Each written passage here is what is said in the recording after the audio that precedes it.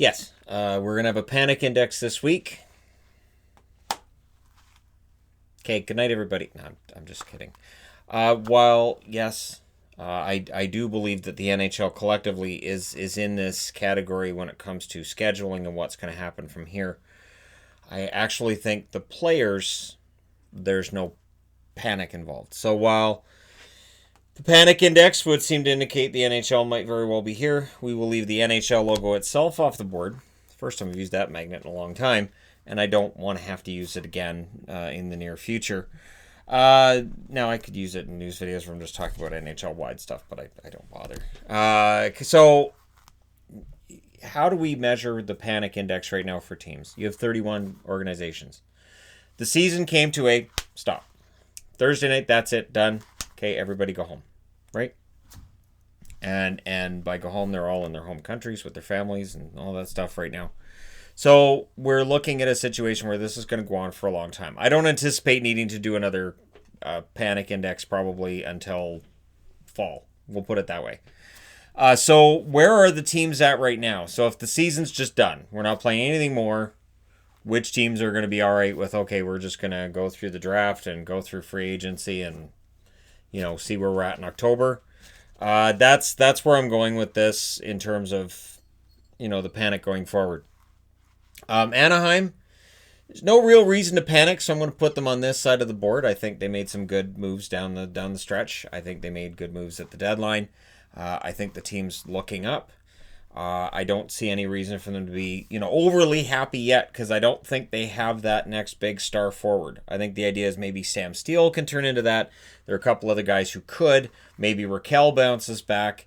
They do need somebody who can replace Getzlaf, and I don't know that they necessarily have that player right now. So for Anaheim, I think they're on the positive side that, all right, well, we weren't making the playoffs, so, we'll see. Arizona, I'm going to put them just on the other side. Now, they picked up Taylor Hall with the idea of making the playoffs. In the event that there aren't playoffs, it leaves you as John Chayka. What do you do? Do you look at the team's record after they got Taylor Hall, or do you say, that's just a coincidence? Do you make him a long-term, say, 7 or 8 year offer, or do you say, well, we'll offer you 5 at this amount, and if he wants an 8-year deal at a big number, do you walk away? And then the question becomes, what are the Arizona Coyotes right now? Are they really a better team right now than they were 12 months ago? And if not, do you put that on the coach? Do you put that on development? Or do you just say, we're getting there? We're getting there. It'll come back. We'll get it back. It won't be a problem. Boston, I'm going to go ahead and say Boston ends up on this side of the board. This may have been Boston's best chance. If we don't see any more hockey from this point going forward, Boston may very well have missed their best chance at a Stanley Cup. Torrey Krug, not going to be cheap to keep. And if you're going to keep him, you're probably going to have to move somebody else. Especially with all this talk of what's going to happen with the salary cap, we don't know. I mean, people can talk, and there's lots of people talking with certainty. I would love to have that kind of certainty. There isn't any. So for Boston, there has to be some panic. Has to be. This is a team that looked like they were on the verge of something. But being first overall, remember, you're not allowed to win the Stanley Cup. People will laugh, and I've seen comments over the last couple of weeks of, well, Boston clearly would win the Stanley Cup. It's not even close right now. And I just think to myself, did people already forget last year's playoffs? Because Tampa looked even better than Boston has last year. And yet, round one, poof, 4 games and they're gone. So, and remember, Columbus is dead. That became a little snippet in the Columbus video after they swept the Tampa Bay Lightning, that I had said that because I believed Columbus was dead. Now, in the rest of that video, previewing that series, I did talk about how Columbus might have had a chance without realistically giving them a chance when I made my prediction. So yeah, the idea that, well, Boston's going to win it, no problem. That's not a thing. There's no team that just marches to the Stanley Cup anymore. The 80s, sure. 90s, sure. But it gets increasingly difficult every year. Buffalo, you know what? I'm going to hedge with Buffalo. So they've clearly missed the playoffs. Whether we do or don't, whatever happens, right? And I'm trying to, hedge around that too, right? So I don't know with Buffalo. Are they going to look and say, well, we didn't officially miss the playoffs because, look, we're not going to have them. So we're just going to make some changes this summer and things are okay. Does Jack Eichel look at this season and go, well, it was a mess, but, we had a good start. We had a good start the year before. We just had to figure out how to keep it going. Did they make a change at GM?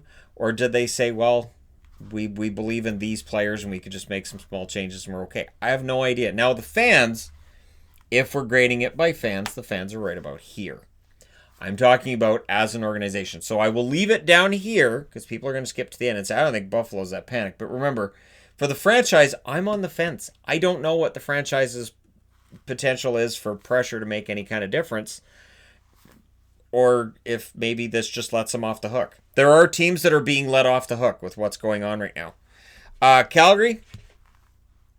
Well, Calgary had a decent enough year. And I'll say this. I'm going to put Calgary on this side, and I'll say why. So they still projected to make the playoffs, even though Gaudreau and that line were having a down year. So, yes, they fell out of first place in the West. Yes, they had their struggles, and they weren't that far above the playoff line, but they were above it, even while that top line was having a down year. Even though their goaltending continues to be kind of, an issue. Depends on the week with Calgary. But I think right now they have to be pretty happy about where they're at and where they're headed. Carolina, and again, this is tough because I'm thinking, this is if the season's done. Carolina, I don't think there's any panic in Carolina. They were above the playoff line. They've got most of their core kind of locked up, and they have cap space for whoever's coming up. I think they'll be fine. This shutdown definitely affects some of those conversations. I guarantee there are general managers right now who are looking at restricted free agent, like UFA and all this, and trying to figure some stuff out. Not as earnestly as they would be, in June after a season's done. But there are GMs probably, maybe just to pass the time, looking and going, all right, so how might the team look next year? Carolina, we'll see if there's any potential structuring going on. Chicago. Is Chicago panicked? Again, if you ask the fans are kind of wondering what the direction is. For the team itself, I don't think so. I don't get the feeling that there's any kind of panic related to the Blackhawks. But it's another year of Kane, Taves, and Keith. So they're another year older. And I don't know that, and this is much like Anaheim, do we have players right now in Chicago who will replace them, who can maybe lead this team back to a Stanley Cup? Think Detroit, coming out of the 90s and Yzerman and everything, and then they had Zetterberg, they had Datsuk, and they were able to get back up to a championship. Is there a core with Chicago that can lead them back in that direction, where they can get back into contender status and back to being a Stanley Cup champion at some point? I don't know the answer to that. And so I have them a little bit below the line. Colorado has to be... Now, this is based on us not playing more games. Now, if you're looking at injury recovery, they're happy right now because those players are all going to get better. But if they don't play this year, that has to be disappointing. You can't be a contender for a Stanley Cup and not feel disappointed right now. So Colorado, I have more towards the panic side because this looked like it could be a really good year for them. Having that many wins while that many players are hurt, and key players, that's massive. Columbus, no, I think Columbus is pretty happy. I do, and I know Columbus had their struggles, and a lot of it's due to injuries. But you know what? Columbus showed this year they could win without Bobrovsky, without Panarin, without a lot of the players that left. They didn't really lose anything. Now, once all those injuries caught up with them, then they definitely did. But I would think if you're Columbus looking forward, you don't have to make any really big moves. And again, as this I want to call it a lockout, but it's not a lockout. As the shutdown continues, there will be a series I'll do on teams going forward. I do that every year when the season's done. This year, until it's officially done, it would seem kind of silly for me to do going forward and talk about RFAs, UFAs, and what moves need to be made. Because, again, we're in the great unknown. So while we're in the great unknown, I can't start that yet. It would seem silly if I did it. And then miracles. And then suddenly I have to restart it again later. I do see it this way. If we do end up having, hockey during the summer and a really quick turnaround for the following season, my off-season videos are going to be squashed into a couple weeks. I'm going to be really, really busy, so I might want to enjoy parts of this while I can, as it could get really crazy, hectic, busy for me in the summer at a time when normally it's not. Dallas, I'm going to say with Dallas, there's no real reason to be upset with things the way they are either. Now here's the thing. I would have them down here if I had seen them as legit Stanley Cup contenders at this point. And I don't. And I know there's Dallas fans that get mad when I say it, but they don't have a legit goal-scoring forward that I see as being able to drag them through the playoffs right now. Gurianov has 20 goals and leads the team in scoring with goals. I know yesterday there was a post, I want to say it was Hockey News, where they're simulating season results. And they simulated it, and Dallas had won 4 in a row, and Jamie Benn got a game winner. And I saw a comment from a Dallas fan saying, I think your simulator's broke because you have Jamie Benn getting a big goal. So, there are other Dallas fans that agree with me on the whole goal scoring being a problem. And so I think Dallas is probably kind of happy this is going, of the teams in the league, they're probably one of the ones that's saying, well, so it's done. And so I think Dallas is likely realizing they weren't going to win the Stanley Cup anyways. I don't think I'm saying anything crazy with that. Detroit, pretty much okay with it. Detroit's season was about a month away from being over anyways. And so and again, this is of the teams in the National Hockey League. This is not nobody's happy right now. I'm just saying relative happiness. I'll put Detroit up there because now they can, focus on draft and all that other wonderful stuff and on improving the team next year. There was a Detroit fan that said, can't say this was by design because Ken Holland leaves and he left behind a mess. Right. And Yzerman this year could have taken other steps to maybe make the team a little bit better, and he didn't. He looked at this team and clearly said, all right, we need to go through some pain before things are going to get better, and I'm not going to try to patchwork this team, throw something together to make things better, earn a few more points. He just left it as it was for the most part, and he's made small little changes during the season where some things have gotten a little bit better, but not to the point where they threaten to be anywhere but 31st overall in the NHL. Edmonton. I would say there's some reason for Edmonton to be upset. This was a great year they were having, right? This was a great season. And who knows if they can repeat it next year. So there's some uncertainty if you're Edmonton right now. You can't be really overly happy with this because, come on, this was the year they might have been able to do something in the playoffs too. Florida. Florida, well, it's a year burned on Bobrovsky's contract. This clearly didn't work out very well. There were already talks of budget cuts. Now, with $300 million plus potentially being gone out of the NHL coffers as a result of this, I would think maybe I'm going to put Florida right down here because they can't be thinking, all right, well, next year is going to be, because again, if you're cutting budget, the budget's already going to be tight due to a dropping salary cap. And then you got Bobrovsky's number there, which again, and I've said this in other videos, I'm going to say it here. The NHLPA will sit down with the NHL and they will negotiate so that NHL players, their cap hits next year will be lower or their pay will be lower because of this. This is an outlier. Obviously, this isn't going to happen every year. And so we're going to see a negotiation between the NHL and the NHLPA to amend the current collective bargaining agreement, maybe even add a couple of extra seasons to it, to try to make some happy memories out of all of that negotiating. And I think it's going to lower what all the players make next year, so it's going to take away some of the pain from this season. I think that's where we're going to see it. And then that would lower escrow as well. Players don't want to have to see like most of their money going into escrow because of what's happening right now. The Kings. Are the Kings... Now, I'm wearing Kings because the Kings go into this break on a huge winning streak, and they were playing really, really well. But if you're a Kings fan, aren't you more worried about losing that draft position? Aren't you looking at that and going, if these guys win like 14 of their last 20, that's great, but they could totally screw up their draft position? So aren't fans right now looking and going, hey, so we won a bunch of games going into this. Gabe Vilardi looks fantastic, and he does. And so you feel pretty good about it? As good as you can feel. I'm not saying everybody feels happy about this. Minnesota, I don't know with Minnesota. I'm going to put them on the line. Is Minnesota happy right now? I mean, Bill Guerin's happy with how his players are taking this break seriously, but how do they feel as a team? Everybody's a year older. So with Parisi and Suter and all them a year older, are you excited or are you panicked? I don't know. I don't know where they're at. Montreal, I think Montreal's, I'm going to put them in the relatively okay with it. They weren't making the playoffs. And it's a situation where clearly they're not changing the GM. That seems to be the case, or the coach. I think that helps them right now by not going through a whole crash after the trade deadline. It definitely helps Montreal, I think. Nashville. There has to be some upset in Nashville. This team was on the right track.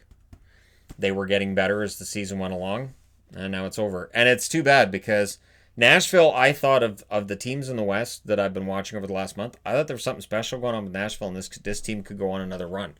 That they could be a wild card or maybe threaten Dallas for third, and they could go on a run in the playoffs. They were really impressing me over the last, I'll say, month and a half. So for Nashville, yeah, this has to be a tough break for them.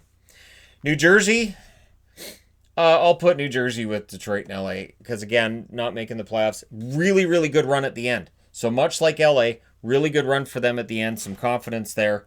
That doesn't spill over from one season into the next, but you know what? It's nice for fans to see it. So you're kind of thinking, well, it's hurting our chance at the draft lottery, but man, it is sure nice to see these guys bonding, coming together, and playing well. The Islanders, they can't be happy. They were on the verge of maybe dropping right out of the playoffs despite a huge undefeated streak early in the season. But at the same time, the Islanders are a team that's kind of built for right now. There are some stars of the future on this team, but you look at the goaltending, they're kind of built for right now.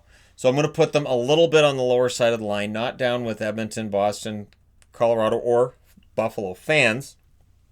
The Buffalo Sabres organization, who for whatever reason, that Sabres organization, I think they still think they're on the right track. I get the feeling they still think they're on the right track. Everybody can see it careening right for a cliff, and they're like, oh, no, it's okay. I'm pretty sure this train will turn. The tracks go right off the cliff. No, pretty sure this train's going to turn. Don't you worry about a thing. The Rangers fans can't be happy right now. I'll put them with the Oilers because it felt like the Rangers were on this amazing run. Zibanejad's on the best run of his career. Panarin having the best season of his career. Shesterkin looked like he was unbeatable for the most part. And now it's over.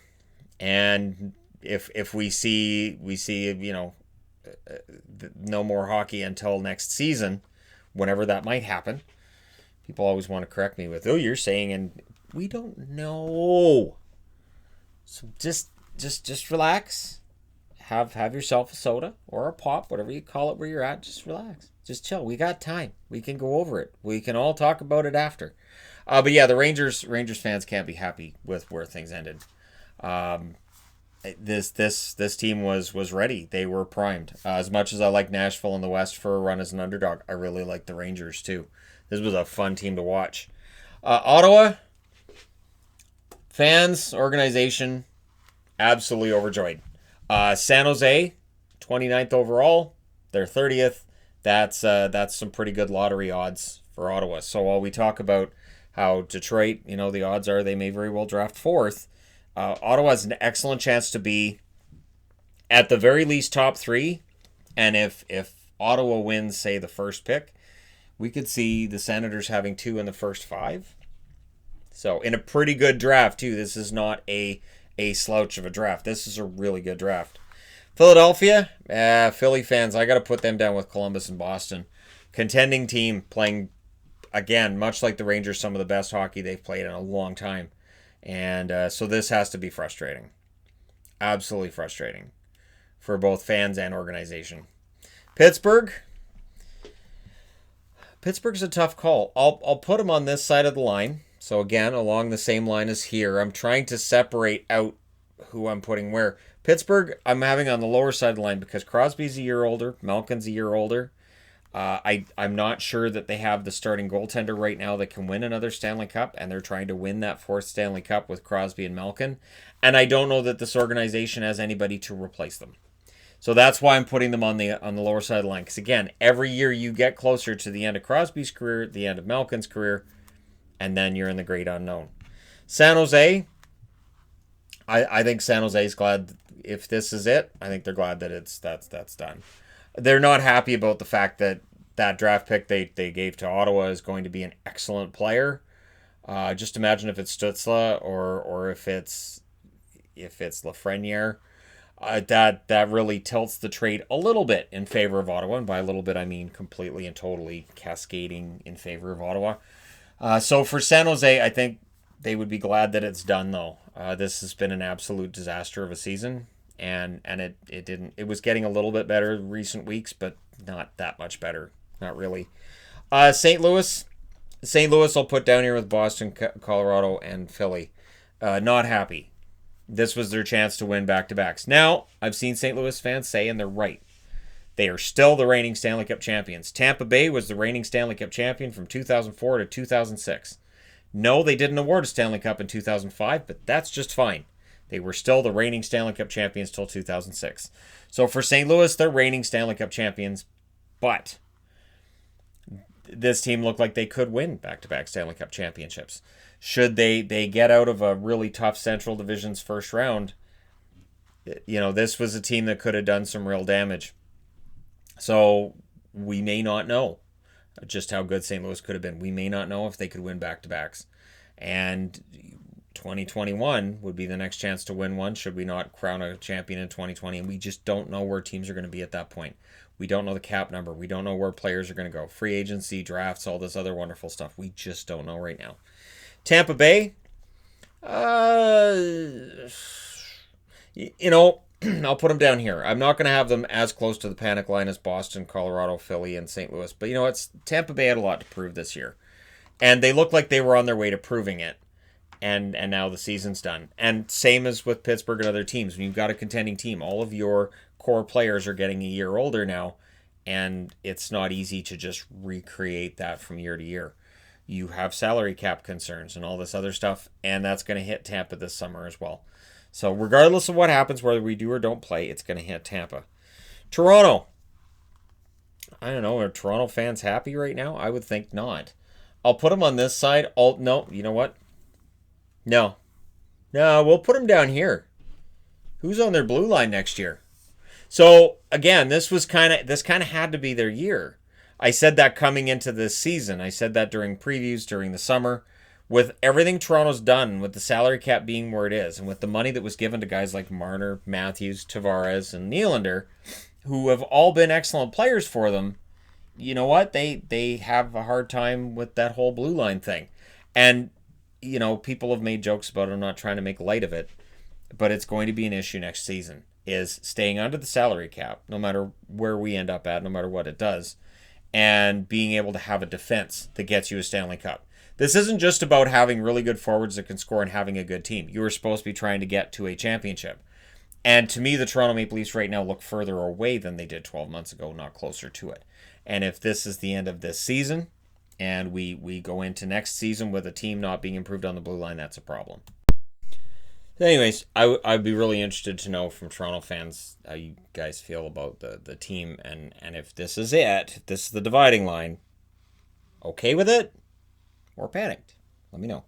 Vancouver, I'm going to throw Vancouver on this side of the line too.